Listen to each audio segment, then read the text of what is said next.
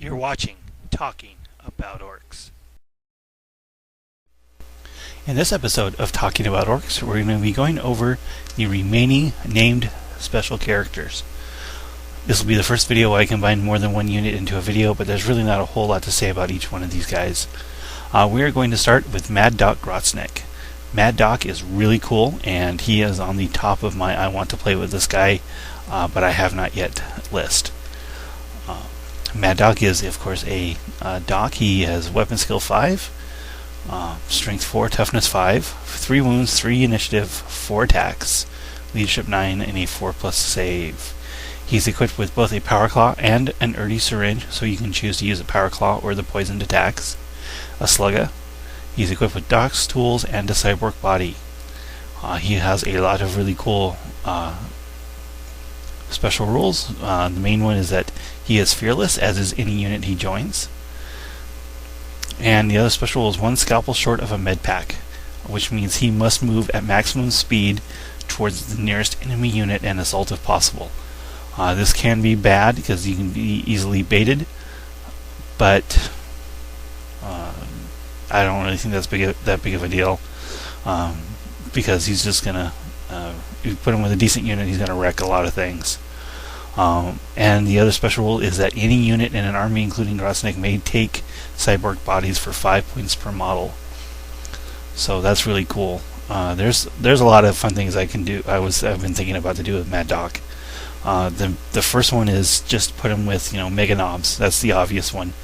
Fearless Mega Knobs with cyborg bodies and feel no pain. That sounds like a lot of fun. Put them in a truck, and even if they do get baited, they're gonna put out a world of hurt. But then the idea of a full squad of 30 Ard boys with feel no pain under a custom force field really makes me feel all squishy inside. I can just see that unit just basically taking out entire armies all by itself. I think it would be really cool to play it that way and see what happens. Mad Doc is actually fairly reasonably priced, 160 points, and so he can be played in smaller games and have a lot of fun with him.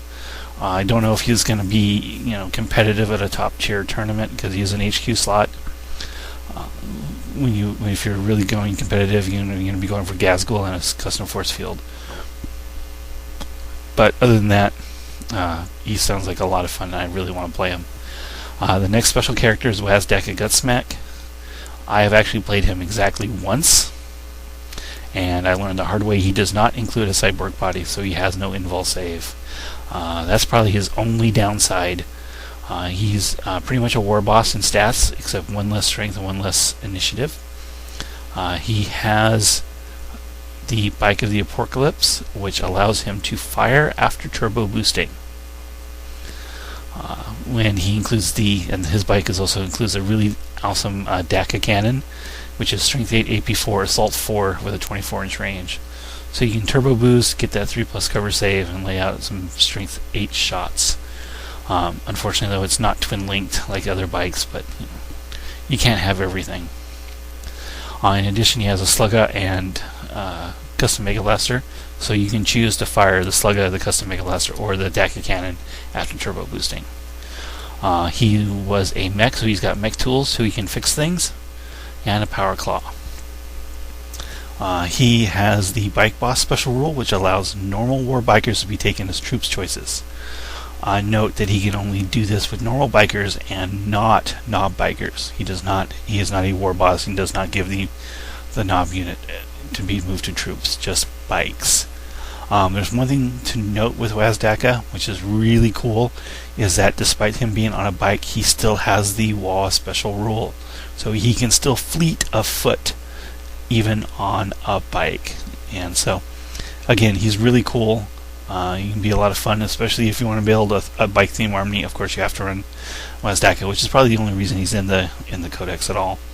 If he had a cyborg, I think he'd be a lot of fun to play, because he is 180 points, so he's not that much more than a normal biker boss. He's only 30 points or so more than a normal biker boss, and has a whole lot of other special cool things to go with him. So cyborg body, I think that really takes away from his survivability and power. But of course, then you just take him with Mad Dog and you give him a cyborg anyway for a whole 5 points. And the last special character to talk about is Old Zogwort. Old Zogwort is one of those things. Again, I've played him exactly once against a demon player, and when I squigified, I actually got away with squigifying. What was it? It was a Great Unclean One. I thought that was kind of cool. My opponent was very unhappy. He is cool in the fact he's a warp head, so you can re-roll on the Orc Psychic Power table, or you can use Zogwart's Curse, which allows you to squig, turn an independent character within 18 inches into a squig on a dice roll-off. So if you each roll a dice 6, and if you beat their d6, then the IC is a squig. Of course, that's after passing the psychic test, the normal psychic test. The problem with this, I see, is that the main armies you're going to want to use this against aren't going to allow you to do it, which is Eldar and Space Wolves, both of which will really hurt your ability to get that power off. And he also has the Nest of Vipers, which means that all his attacks are poisoned on a 2+, but he still only has base 2 attacks, so it's not that impressive. However, when you're using the psychic powers on a 1, 2, or 3 on the psychic powers, you get a power weapon. So he could get a power weapon that wounds on a 2+, which would be really cool in a lot of situations. Unfortunately, he's initiative 2 with 3 wounds, toughness 5. That's not too bad, but he's only got a 6+ save and no invulnerable save. So while it'd be cool to put him up against like a Carnifex or something to get those 2+ wounding power weapon wounds on something really nasty like that, he's not going to survive more than 1 round of combat. So he's kind of expensive too for what you get. He's 145 points, and he just has no survivability. So I'm really not sure how to use him. I said I've used him just that once in that one game when I was playing demons, and the rest of my army did so much damage that I really didn't need him to deal anything. And taking out the Great Unclean One with the curse really changed the game entirely. So Old Zogwart is one of those things where I'd have to play with him a lot to give any good advice. He sounds really cool. Can be really annoying to squigify Lysander or squigify Najal or something like that. Do some fun things, but I don't think it's something that's a reliable tournament tactic. But could really, really annoy your opponent. So that covers the rest of the named characters, I do believe. I don't have a lot of experience with him. I said I played Woz Daca once, I played Zogwart once. Haven't played Mad Dog, but I really, really, really want to get a Mad Dog model or convert one and play him a lot more. Give him a try, especially in smaller games. I think it'd be a lot of fun. So that's about all I have to say about these named characters. None of them are overpowered at all. I think they're all well balanced for what you pay versus what powers they have, and they all can really be a lot of fun.